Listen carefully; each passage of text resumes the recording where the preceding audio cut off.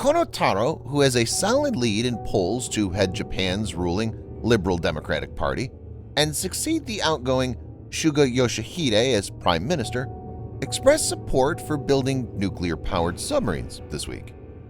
While being questioned alongside other candidates in a televised forum, he called the development of nuclear submarines a very important capability for Japan. He added, "Whether there are regions in Japan willing to host them as a home port, or whether the operating capabilities or costs are pragmatic, these are issues we need to consider going forward." Viewers may note that the statement is issued in favor of nuclear-powered submarines and not nuclear missile-equipped ones. In this video, Defense Updates analyzes why Japan may go the Australian way in acquiring nuclear-powered submarines. Let's get started. This video is sponsored by War Thunder. If you are, like us, fascinated by military vehicles and technology, I recommend you give War Thunder a try. It's a military vehicle combat game which you can download and play for free on PC, PlayStation 4, and Xbox One with cross-platform support. It has a huge variety of more than 1,200 playable aircraft, tanks, helicopters, and ships from the 1930s to the 1990s, which you can take to battle on land, in the air, and at sea on more than 80 theaters of war. War Thunder's been kind enough to offer all Defense Updates viewers a special bonus, which will grant you a free premium tank, aircraft, or ship and 3 days of premium account time for registering using our link in the description below. So take the plunge and join more than 20 million players from around the world.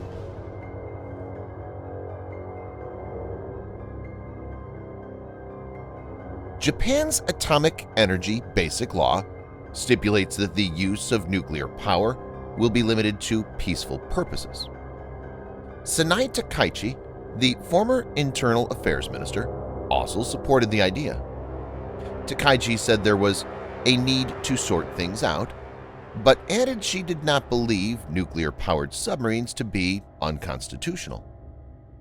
According to Japan's constitution, adopted after the Second World War, it is a pacifist country.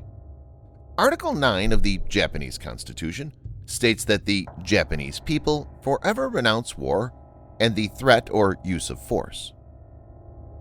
In 2015, under then Prime Minister Shinzo Abe, Japan enacted a series of security laws that expanded the conditions for deploying the self-defense forces. As interpreted by most experts, now Japan no longer needs to be attacked directly for Japan's self-defense forces to get involved. This is clear that the narrative is shifting slowly but surely, and it's mainly driven by China's hostile moves.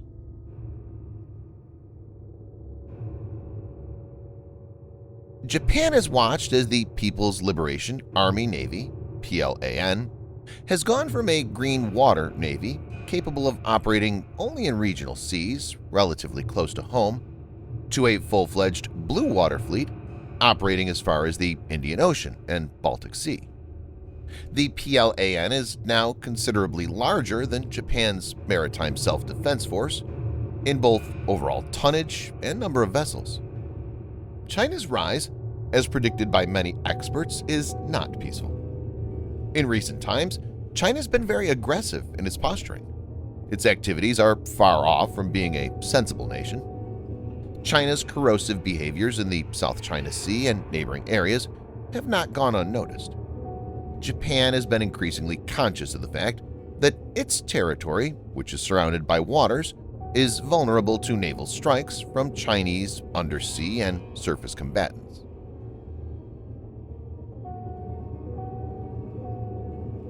Japan currently operates the world's fourth largest modern submarine fleet with 22 subs, behind China, the United States, and Russia.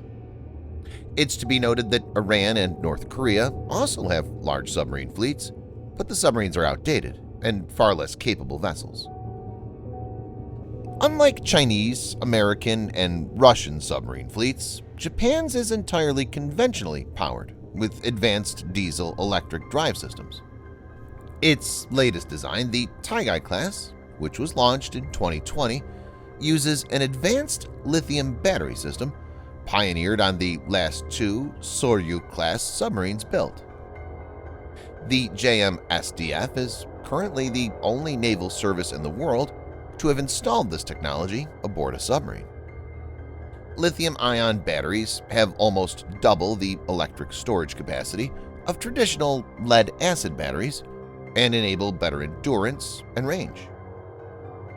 Viewers may note that batteries are way less noisy than diesel-electric engines and reduce the sub's acoustic signature, making detection harder.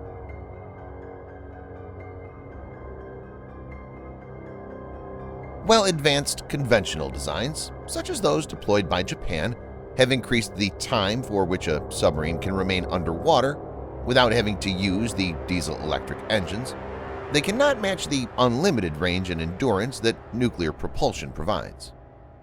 Even the most advanced conventional vessels have to surface from time to time, which can expose them. Nuclear-powered boats are generally faster and capable of staying submerged indefinitely, only limited by food and other supply requirements. This gives them a strong advantage.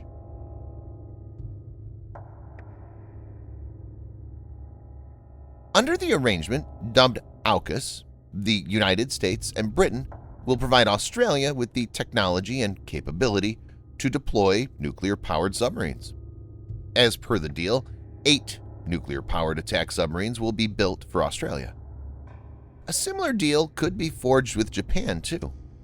The time seems to be ripe as there's increasing political agreement on this. The Chinese threat is no longer being overlooked. Japan's deputy prime minister recently said the country needed to defend Taiwan with the United States. Aso said during a speech in Tokyo, "If a major incident happened in Taiwan, it would not be strange at all if it touches on a situation threatening survival. If that's the case, Japan and the U.S. must defend Taiwan together." It must be noted here that China is already witnessing an economic slowdown, and with the recent events related to the pandemic, we'll surely see a pushback by many countries. Japan already has a strong military, though it's not gone all out in its pursuit. If Japan decisively takes that path, it could rise in a very short time.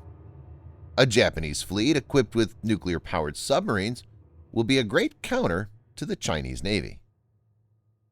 Thanks for watching. Subscribe for more videos like this. Hit the like button if you find the video interesting, and kindly provide your feedback in the comment section. This will help us improve.